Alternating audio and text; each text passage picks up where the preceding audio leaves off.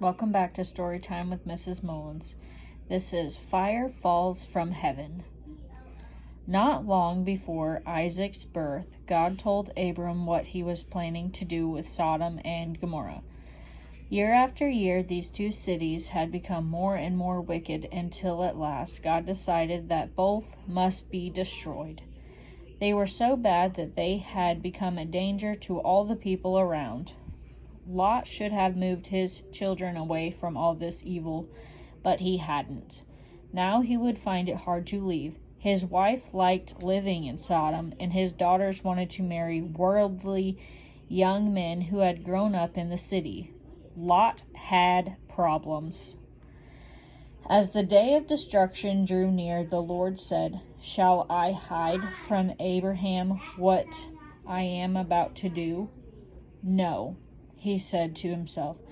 "I'll tell him because I have chosen him so that he will direct his children and his household after him." That was a wonderful thing for God to say about someone. I have chosen him.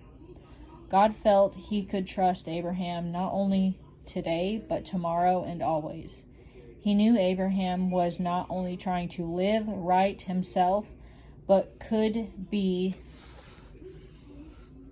counted on to bring up his children to obey God's commandments.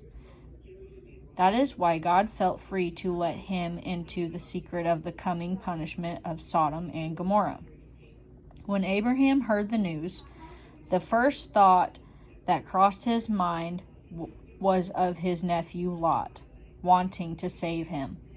He said to the Lord, "You won't destroy the righteous with the wicked, will you? Maybe 50 good people are there. Surely you won't punish them with the rest. You're the judge of all the earth, so I know you'll do what's right." God was pleased that Abraham felt sorry for those people in Sodom who might not deserve to be punished. He said, "If I find 50 righteous people in the city of Sodom, I will spare the whole place for their sake." Abraham thought for a moment. Perhaps Sodom might not have as many as 50 good people in the city. Then what? So he brought the number down to 45. And God said, "If I find 45 there, I will not destroy it."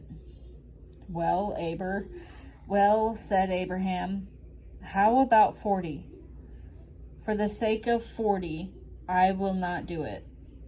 Abraham's courage rose. Perhaps God would spare the city if 30 good people could be found there. "I will not do it," God answered, "if I find 30 there." Again, Abraham lowered the number, this time to 20, and God agreed not to destroy Sodom if he could find 20 good people. What about 10? God said, "For the sake of 10, I will not destroy it." 10 righteous people could have saved Sodom, but the city had become so wicked that God couldn't find even 10 good people living there. A little later, 2 angels looking like men arrived in Sodom. Lot invited them to stay the night at his house. They wanted to warn him of what was about to happen. After the angels ate supper with Lot, a crowd of evil-minded men gathered outside the house and started a riot. They had seen the 2 strangers enter Lot's house, and they were determined to attack them. Lot stepped outside to plead with them, and they turned on him. Only the prompt help of the angels who blinded the rioters saved his life. Dragging Lot indoors, the angels told him why they were there and what was going to happen to Sodom in the morning. It was hard for Lot to realize that this was Sodom's last night and that he, his children, and all he owned would be burned up unless he acted promptly the next morning. The angels urged him to think quickly. "Do you have anyone else here?" they said. "Sons-in-law, sons or daughters, or anything else in the city who belongs to you? Get them out of here. We are going to destroy this place. The outcry to the Lord against its people is so great that he has sent us to destroy it. At last, Lot was convinced that something terrible was really going to happen. So Lot went out and spoke to his sons-in-law, who were pledged to marry his daughters. He said, "Hurry and get out of this place, because the Lord is about to destroy the city." But his sons-in-law thought he was joking. The young men thought that Lot must be drunk or out of his mind. They certainly did not believe him. They could see no sign of coming trouble anywhere. And who was this God who said he would burn up this place? How silly. No one was going to burn Sodom. Lot himself began to wonder. As morning dawned and fire was about to fall from heaven, he still wanted to stay in the city. When he hesitated, the men grasped his hand and the hands of his wife and his 2 daughters and led them safely out of the city. And for the Lord was merciful to them. "Flee for your lives," they urged. "Do not look back and don't stop anywhere in the plain. Flee to the mountains or you will be swept away." Lot begged the angels to let him go to the small town of Zoar, for it was not as far away as the mountains. The angels agreed, but urged, "Flee there quickly." The blinding flash of light and the powerful shock wave that would come as the fire from heaven hit the city would put even those who might watch in danger of their lives. Then the Lord rained down burning sulfur on Sodom and Gomorrah from the land out of the heavens. Thus he overthrew those cities and the entire plain, including all those living in the cities, and also the vegetation in the land. From far up in the mountains, Abraham saw the awful glow in the sky and knew what had happened. He looked down toward Sodom and Gomorrah, toward all the land of the plain, and he saw dense smoke rising from the land, like smoke from a furnace.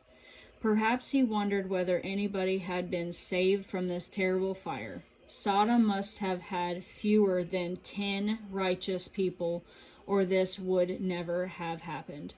But how many? He didn't know. But the answer was 3, Lot and 2 of his daughters. Lot's wife, her heart still in Sodom, had disobeyed the command not to look back. She had been killed instantly, becoming a pillar of salt, the Bible says. They were the only people left alive in all that once beautiful country. Everybody else had been killed. Everything Lot and his family had once owned and loved had been destroyed. The cities, the trees, the lovely green pasture land, everything that once had seemed so good and had led him selfishly to choose it for himself. Nothing was left but a huge burned-over area. Even today, thousands of years later, the whole district is a barren desert land, and the city of Sodom is covered by the Dead Sea. That's how Lot, who once tried to grab the best, found himself with nothing. He had lost his home, his wife, his barns and animals, all but the 2 daughters the angels had led to safety with him. Later, Lot and his daughters moved out of Zoar and hid in the mountains. He and his 2 daughters lived in a cave, the Bible tells us. That is the last we hear of Lot. What a sad end to a journey that began so happily and hopefully in Ur of the Chaldeans. What lessons it has for us today. It never pays to be selfish and choose the best for ourselves, and how dangerous it is to play with evil and to pitch one's tents near Sodom.